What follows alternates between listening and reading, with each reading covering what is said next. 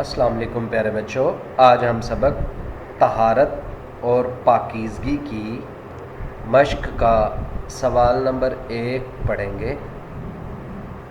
سوال نمبر 1 ہے، طہارت سے کیا مراد ہے؟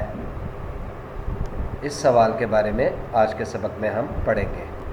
پیارے بچوں، آپ کی اسلامیات کی کتاب کے صفحہ نمبر 42 پر یعنی 42 پر آپ دیکھیں، صفحہ نمبر 42، تو یہاں پر ہے طہارت و پاکیزگی کا مفہوم۔ پاکیزگی کو عربی زبان میں طہارہ کہتے ہیں۔ طہارہ یعنی پاکیزگی، یعنی پاک صاف ہونا، پاک ہو جانا۔ یعنی مسلمان جب پاکیزگی اختیار کرتا ہے تو اس کے لیے اس کو غسل کرنا پڑتا ہے، اس کو وضو کرنا پڑتا ہے، کپڑوں کو صاف رکھنا پڑتا ہے، جسم کو صاف رکھنا پڑتا ہے، صاف اور پاک، کیونکہ جب تک جسم اور کپڑے پاک نہیں ہوں گے آپ عبادت نہیں کر سکتے۔ تو پاکیزگی پاک سے نکلا ہے، پاک سے یعنی پاک ہونا، صرف صاف ہی نہیں بلکہ اس کے ساتھ ساتھ پاک ہونا بھی ضروری ہے۔ پاک اور صاف ہونا ضروری ہے کسی بھی عبادت کے لیے۔ تو پاکیزگی کو عربی زبان میں طہارہ کہتے ہیں۔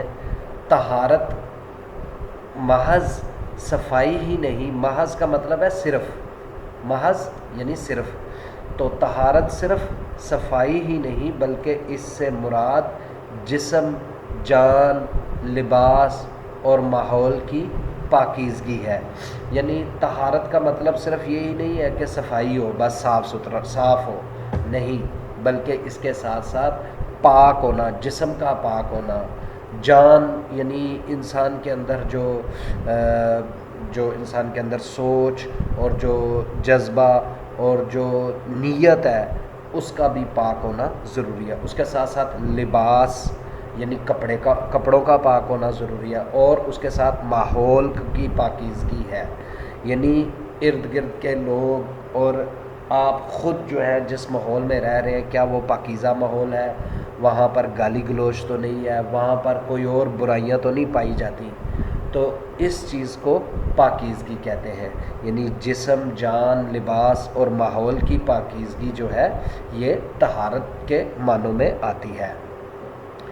طہارت مسلمانوں کی زندگی میں بے حد اہم ہے، یعنی یہ جو پاکیزگی ہے یہ مسلمان کے لیے بہت زیادہ ضروری ہے، اہم ہے۔ عبادت کے لیے طہارت ضروری ہے۔ کوئی بھی عبادت اگر آپ کرنا چاہیں اسلام میں، اسلام عبادات کا ایک مجموعہ ہے، اور اس میں نماز ہے، اس میں قرآن پاک کی تلاوت ہے، ذکر و اذکار ہے، تو یہ تمام عبادات جو ہے وہ طہارت کے ساتھ کی جاتی ہے، یعنی پاکیزگی کے ساتھ۔ یعنی ان عبادات کو کرنے سے پہلے اس بات کا خاص خیال رکھنا چاہیے کہ کیا ہمارا جسم، ہماری جان، ہمارا لباس، ہمارا ماحول پاک ہے، پاکیزہ ہے، ٹھیک ہے؟ تو پاکیزہ ماحول میں، پاکیزہ لباس کے ساتھ، پاکیزہ جسم کے ساتھ جب آپ اللہ تعالیٰ کی عبادت کرتے ہیں تو اللہ تعالیٰ ایسی عبادت کو نہایت ہی خوشی کے ساتھ قبول فرماتا ہے۔ اسلام میں زندگی گزارنے کے رہنما اصول بتائے گئے ہیں۔ رہنما یعنی ایسے اصول بتائے گئے ہیں جو زندگی گزارنے کا بہترین طریقہ بتاتے ہیں۔ تو اسلام میں زندگی گزارنے کے رہنما اصول بتائے گئے ہیں۔ ان اصولوں میں طہارت اور پاکیزگی کو اہم درجہ دیا گیا ہے۔ یعنی اسلام نے جتنے بھی زندگی گزارنے کے رہنما اصول بتائے ہیں ان میں سے طہارت اور پاکیزگی جو ہے یہ اس کا درجہ بہت اہمیت رکھتا ہے۔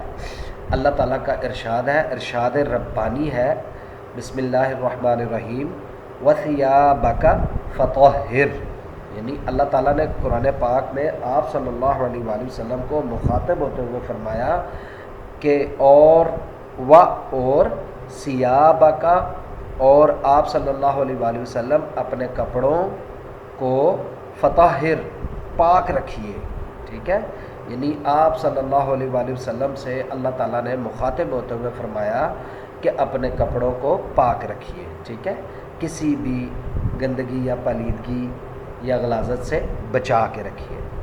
تو یہ اللہ تعالیٰ کا فرمان ہے، تو اس لیے ہمیں اپنی عام زندگی میں طہارت اور پاکیزگی کا خاص خیال رکھنا چاہیے۔